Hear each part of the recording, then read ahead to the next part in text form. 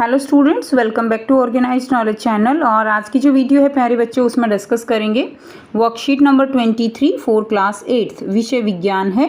और ये वर्कशीट आपके लिए 5 अक्टूबर 2021 के लिए शेड्यूल की गई है। आज की जो वर्कशीट है स्टूडेंट्स उसमें हम सूक्ष्म जीव का जो है आप कह सकते हो कि एक चैप्टर जो हम कर चुके हैं उसका हम रिवीजन यहाँ पर कर रहे हैं।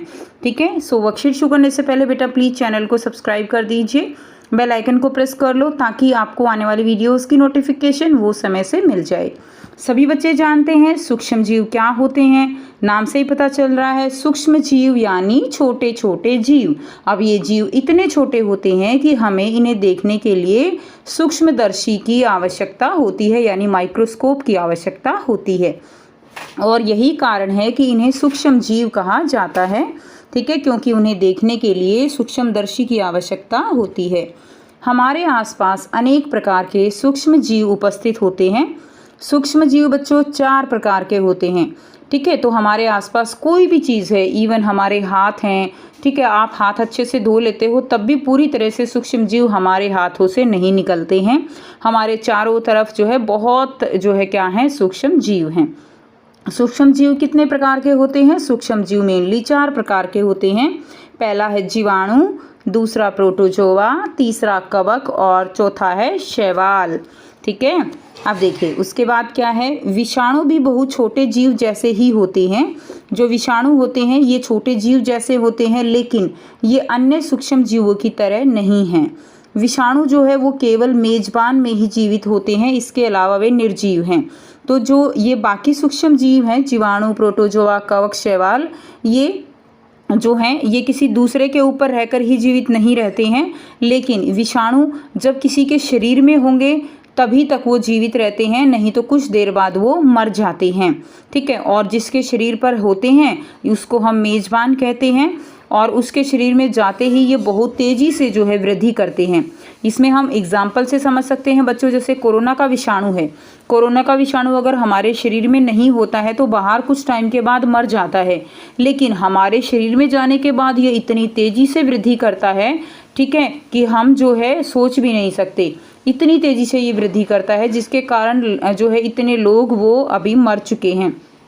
ठीक है, और कोरोना के कारण ही आप सब बच्चे भी घर बैठे हुए हो।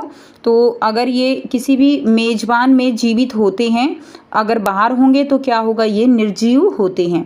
इसीलिए इनको जो है सूक्ष्म जीवों की कैटेगरी में नहीं रखा जाता। वैसे तो छोटे जीव हैं लेकिन इनको सूक्ष्म जीव नहीं कह सकते।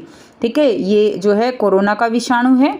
उसके बाद देखिए ये जो सूक्ष्म जीव होते हैं ये सभी प्रकार के वातावरण में जीवित रह सकते हैं, जिसमें बर्फीली ठंडी जलवायु से लेकर गर्म झरने, रेगिस्तान से लेकर दलदली भूमि तक शामिल है।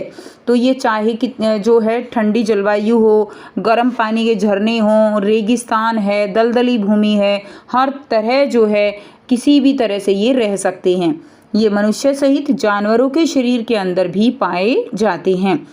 तो ये हमारे शरीर में तो होते ही हैं, साथ ही जानवरों के शरीर के अंदर भी ये पाए जाते हैं। कुछ सूक्ष्म जीव अन्य जीवों पर आश्रित होते हैं, जबकि अन्य स्वतंत्र रूप से मौजूद होते हैं। कुछ तो जो है सूक्ष्म जीव दूसरे जीवों पर रहकर अपना जो है पोषण लेते हैं, कुछ अन्य स्वतंत्र रूप से मौजूद होते हैं।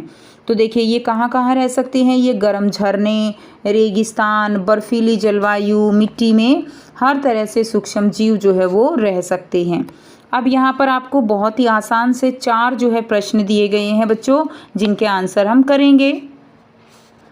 पहला जो प्रश्न है, सूक्ष्म जीव किन्हें कहते हैं, इनके नाम लिखिए। तो सूक्ष्म जीव छोटे जीव होते हैं जिनको देखने के लिए सूक्ष्मदर्शी की आवश्यकता होती है।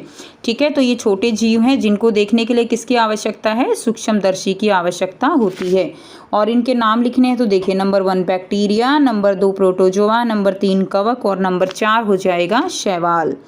प्रश्न 2 है, सूक्ष्म जीव हानिकारक होते हैं या उपयोगी? अपने उत्तर की पुष्टि कीजिए।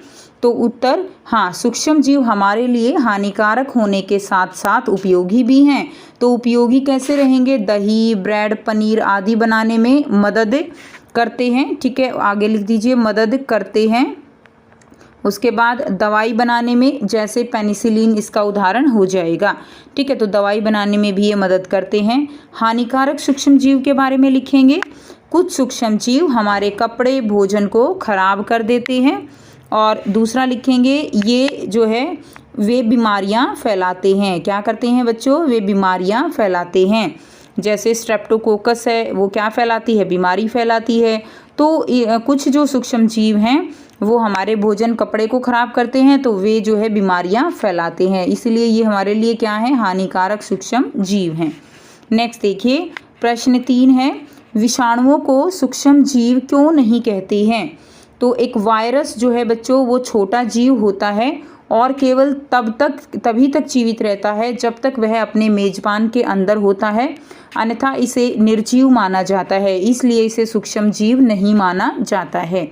तो ये वाला आंसर आप लिख देंगे। यही कारण है कि विषाणुओं को सूक्ष्म जीव नहीं कहते हैं, क्योंकि सूक्ष्म जीवों का ये गुण नहीं होता कि वो अपने जब तक दूसरे के शरीर पर रहें तभी तक जिंदा रहें, वैसे वो मर जाएं। तो लेकिन विषाणुओं में ये गुण होता है जिसके कारण इन्हें निर्जीव जो है, इन्हें सूक्ष्म जीवों की कैटेगरी में नहीं डाला जाता। नेक्स्ट देखिए, प्रश्न 4 है, सूक्ष्म जीव कहाँ रहते हैं?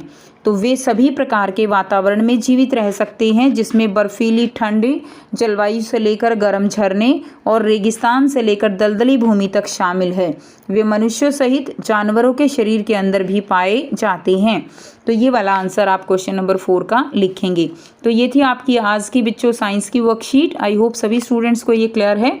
कोई भी डाउट है तो आप पूछ सकते हो। वीडियो अच्छी लगी तो प्लीज़ लाइक कर दीजिए, शेयर कर दीजिए और चैनल को सब्सक्राइब कर लीजिए। So thanks for watching students. मिलते हैं नेक्स्ट वीडियो में नेक्स्ट वर्कशीट के साथ। Take care, bye bye.